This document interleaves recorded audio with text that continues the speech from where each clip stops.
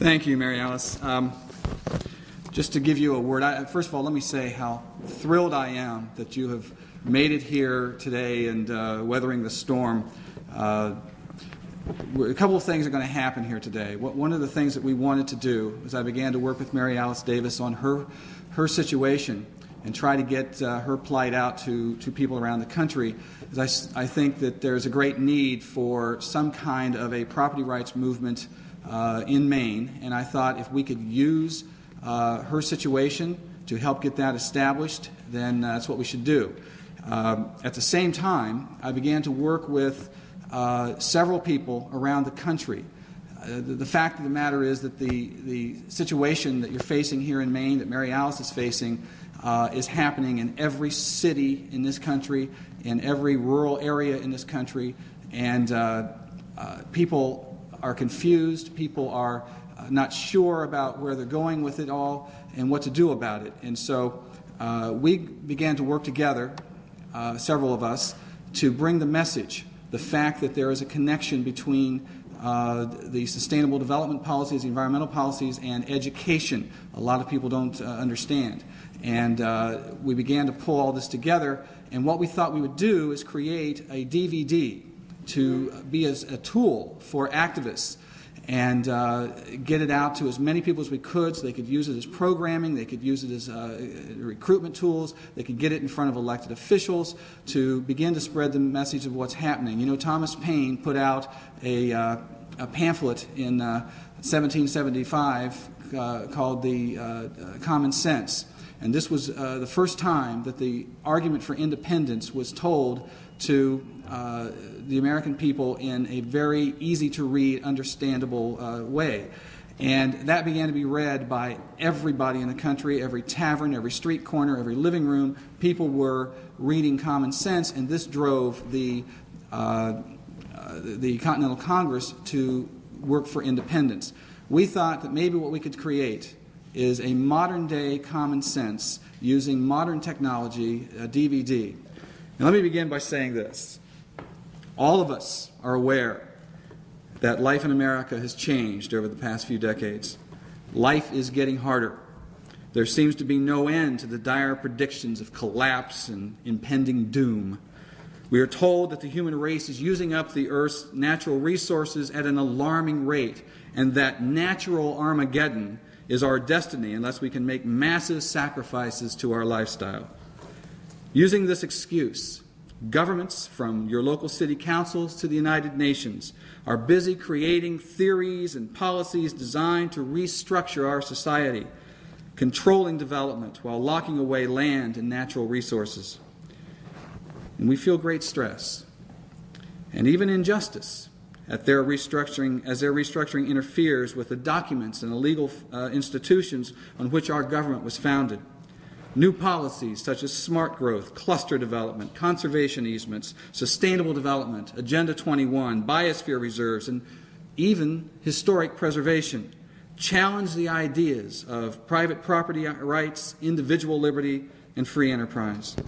The questions all Americans must ask are these. Is the theory of natural Armageddon true? And is the transformation of our society necessary? Or is it all just being used as an excuse to impose an oppressive political power structure that destroys private property, individual initiative, and the rule of law? Those of us speaking to you today believe the latter is true. Today it is our purpose to show you how and why we think the only result of that transformation can be the destruction of a free society through the establishment of an oppressive ecoligarchy that will rule and regulate our every move. In short, we believe we are in the midst of a war of ideas, philosophy, and values, ultimately to decide whether man will live controlled or free. And you all have a stake in getting to the facts and getting it right, because in the end, it is your liberty in the balance. Now, I would like to introduce to you our first speaker today, Michael Shaw.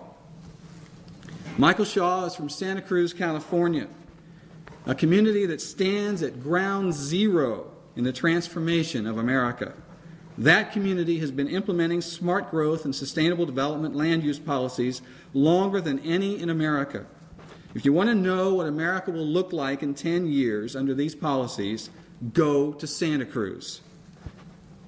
In the mid-1990s, Michael sat on the Santa Cruz local UNA21 committees as the community began to create the sustainable structure that now subjugates Santa Cruz today.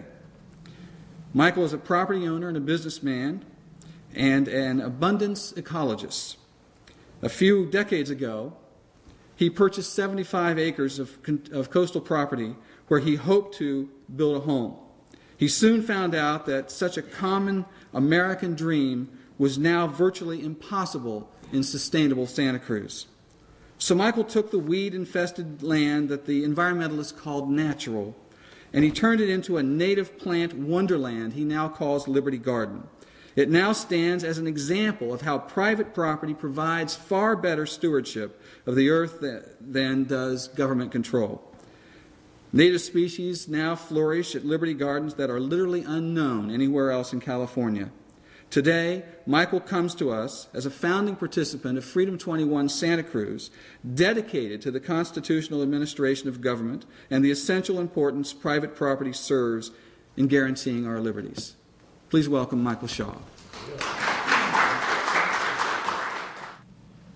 The issue that has faced society since the beginning of time has been a very simple question.